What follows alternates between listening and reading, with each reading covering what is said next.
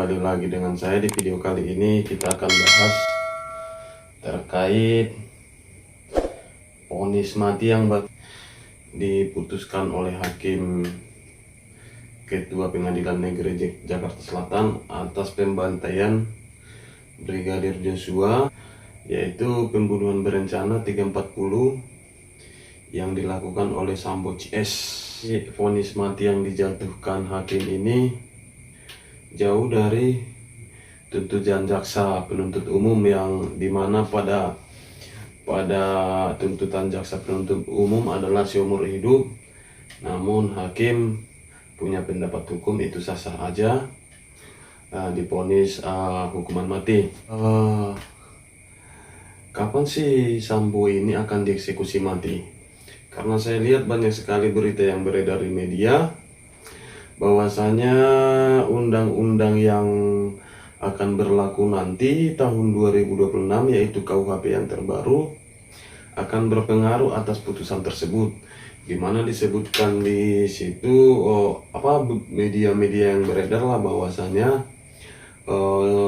akan ada nanti masa percobaan terhadap terpidana mati, yaitu selama 10 tahun. Nah, lantas apakah ini benar, kawan-kawan? Jadi di sini kawan-kawan saya sampaikan itu adalah tidak benar. Itu adalah informasi-informasi yang kabur. Kenapa saya sampaikan seperti itu? Bahwasanya hukum itu harus ada kepastian hukum. Sesuatu perkara itu harus ada kepastian hukum. Nah, jadi hukum pidana kita itu ada istilahnya asas non retroaktif, yaitu asas yang tidak berlaku surut. Apa itu, kawan-kawan? Yaitu pada pasal 1 ayat 1 KUHP disebutkan bahwasanya sesuatu tindakan pidana tidak boleh dihukum kecuali dalam ketentuan kekuatan pada hukum atau aturan pidana yang sudah ada. Artinya gini, jika sebuah perkara pidana belum diatur dalam undang-undang, maka itu tidak bisa dipidana. Itu artinya asas yang tidak berlaku surut. Lantas apa kaitannya dengan kasus Sambo ini? Jelas ada kaitannya.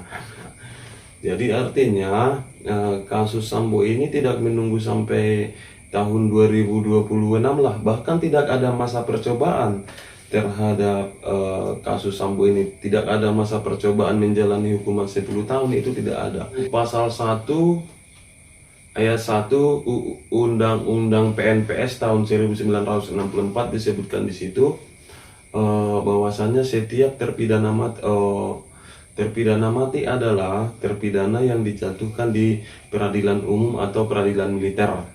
Nah, setiap terpidana mati yaitu ditembak sampai mati. Itulah inti dari pasal itu. Selain itu juga di peraturan Kapolri juga nomor 12 tahun 2010, tata cara eksekusi mati ini sudah ditetapkan di sana.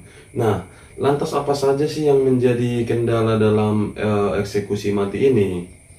Soalnya di Indonesia itu berdasarkan data pengadilan lah, saya sebutkan ada sekitar 400 lebih terpidana mati belum dieksekusi mati hingga dengan saat ini. Nah, oke kawan-kawan, langsung kita bahas bahwasanya dalam terpidana mati itu kenapa eksekusinya kadang lama dilaksanakan. Ada beberapa hal, yaitu seseorang yang terpidana mati masih punya hak-hak hukum seperti terpidana lainnya. Umpamanya terpidana seumur hidup atau terpidana 15 tahun penjara. Jadi hak-hak hukumnya sama terpidana mati. Jadi yang menjadi penghalang eksekusi mati cepat dilaksanakan adalah yang pertama, yaitu masih ada hak-hak hukum si terpidana mati seperti banding, kasasi, peninjauan kembali, atau kalau terpidana mati gerasi atau pengampunan presiden. Ketika semua langkah-langkah hukum itu sudah dilaksanakan tidak berhasil, maka keputusannya adalah, maka intinya adalah dia tetap terpidana mati. Nah, itu yang pertama. Terus yang kedua apa? Nah, setelah ini langkah-langkah hukum ini semua ditempuh terpidana mati dan tidak berhasil, tetap pada vonis tingkat pertama, itu vonis mati, tetap pada vonis tingkat pengadilan pertama yaitu vonis mati, maka ini sekarang bolanya tinggal di jaksa. Jadi setiap terpidana mati, jika sudah ditetapkan oleh jaksa penuntut umum, dalam hal ini jaksa agung akan dieksekusi mati, maka oleh karena hukum dan oleh karena undang-undang itu harus dieksekusi mati. Artinya dalam hal kasus Sambo ini nanti, kalau umpamanya semua langkah-langkah hukumnya sudah ditempuh, tetap vonisnya terpidana mati dan tidak berubah, ini kembali kepada jaksa. Nanti jaksa akan menentukan kapan itu dieksekusi mati. Itu kawan-kawan ya, biar kawan-kawan semua paham. Jadi jangan galau atau jangan gaduh dengan isu-isu yang masa percobaan. Tidak ada pidana mati masa percobaan. Oke kawan-kawan, demikian info dari saya, demikian penyampaian dari saya. Semoga bermanfaat. Terima kasih. Salam keadilan.